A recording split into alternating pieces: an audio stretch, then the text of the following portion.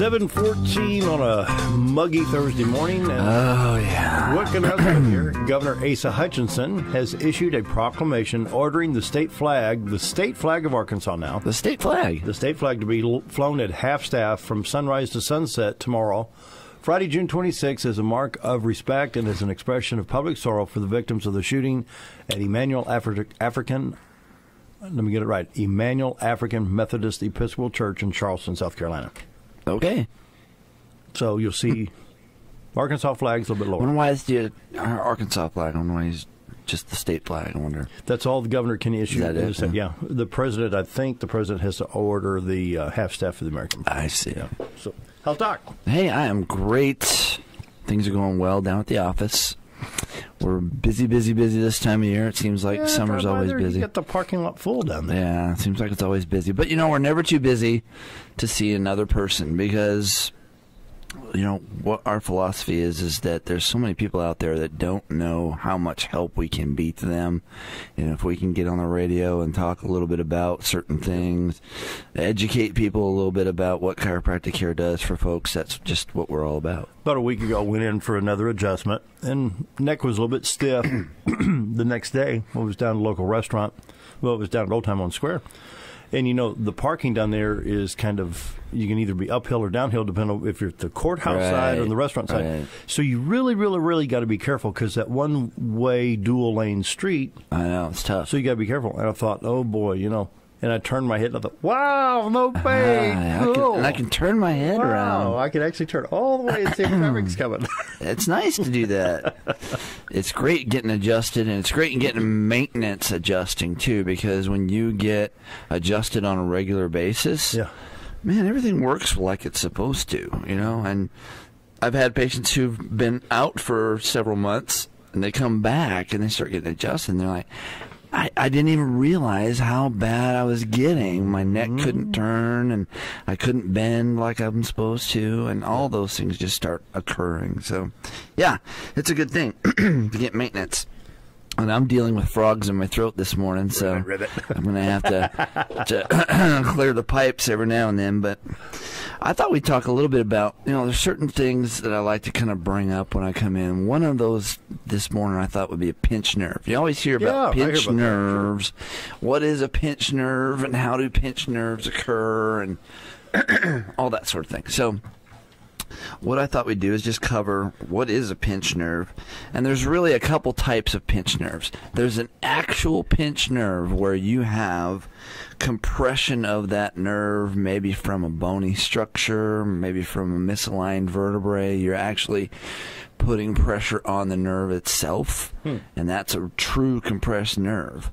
I would say most of the time the nerve compression or the pinching of the nerves comes from not an actual compressed nerve, but what they call a facilitative nerve, where it is stretched, or it's aggravated, or it's got pressure on it by surrounding tissues. Like the biggest one that we find is what we call nerve entrapment. Where you get muscles, say, like right across the top of the back, where between the shoulder blades are, where you've overworked those muscles, and then what happens is you get scar tissue built up in those muscles. There's a muscle group called the rhomboid muscles, and they're the muscles that go between the shoulder blade and the spine. And those muscles get overworked, they get scar tissue built up, and that scar tissue creates nerve entrapment, and those nerves get kind of irritated, basically. It's like the tissue around the nerve is inflamed, and so it makes the nerve inflamed. And then what you end up getting is like a lot of problems with pain down the arms, pain in the hands, numbness and tingling in the hands. Okay, let me ask you a medical question here. Yeah. I hear the term, I have a pinched nerve. Right. And then I hear we could have nerve damage. What do the nerves do? What goes through there? Is it electric impulse? That's your power cord, yeah. That's what turns the power on, basically. All the nerves do is provide the electrical energy for the system that it's powering to work. So that Does that help trigger the brain waves? Does it tell the brain to trigger the muscle activity? It gets the signal from the brain and sends signals to the brain. So you're having signals go back and forth on that wire, basically. It's like a power cord. And so you've got signals coming from the brain and signals going to the brain from whatever it's connected to. Wow.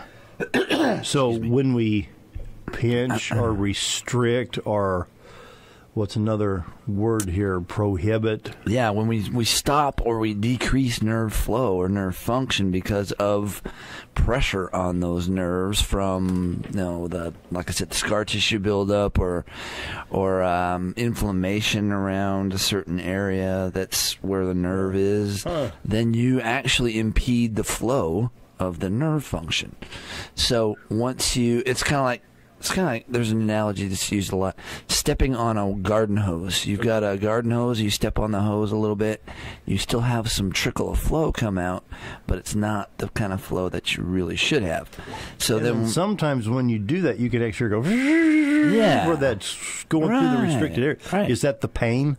Would that be representative of the pain? Right. And then once you remove the irritation, say you remove you break up the scar tissue around that area, or you adjust the vertebrae that might be causing the compression on that nerve, then it's like you let off of that hose and you have a rush of water come out. Well, you have a rush of nerve energy going back and forth on that wire.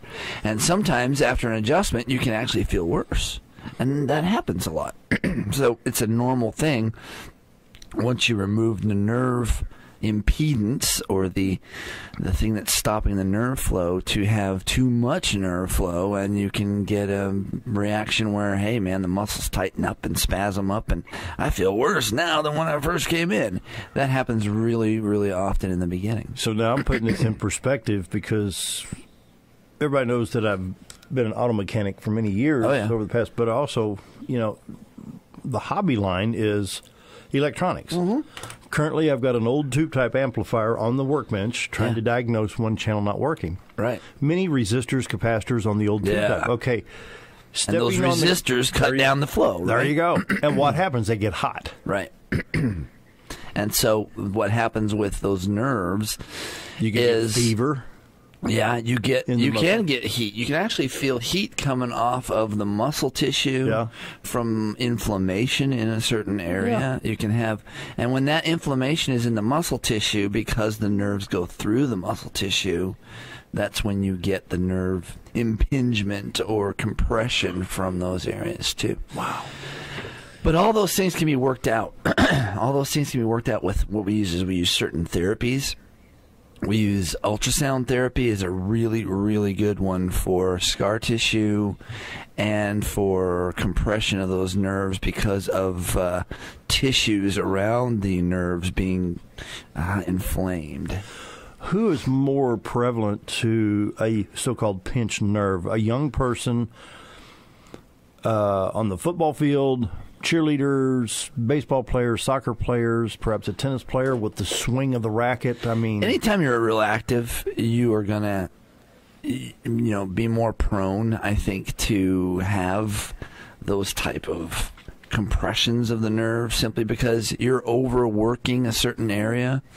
And when you overwork a certain area, you're going to get inflammation in that area. And when you get inflammation in that area, then you tend to get the compression on the nerve. And so people who are heavy active into sports really get a lot of, nerve pressure from just the physical activity. So, most people, especially in professional sports, have muscle trainers and people that work with the muscles. That's really the reason for that, is to get that pressure off of everything. In past programs, when you're here, Doc, we've talked about younger people, even infants, needing adjustment, and women after post childbirth. Yeah. Now we hear the term growing pains or growing too fast. I think this is a prime factor for young people, especially right here. And there is such a thing as growing pains, and you can have pain from joints that are forming and those type of things.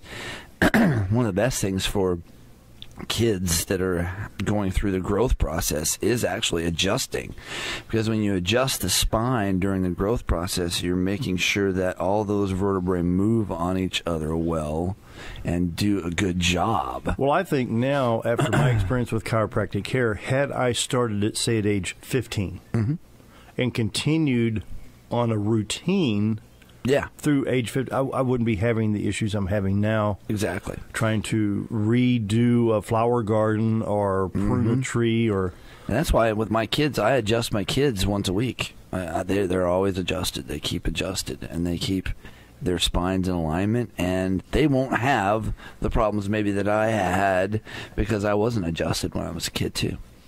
So definitely it's good to start off at a young age with adjusting, keeping the spine and maintained, keeping it healthy. And when you do that, you can just ensure, especially through that growth process, that you don't end up with the decay that you might end up with if you weren't adjusted regularly and kept those spinal bones moving. So, yeah, pinched nerves, something that's a common thing. People talk about it all the time. Oh, I got this pinched nerve.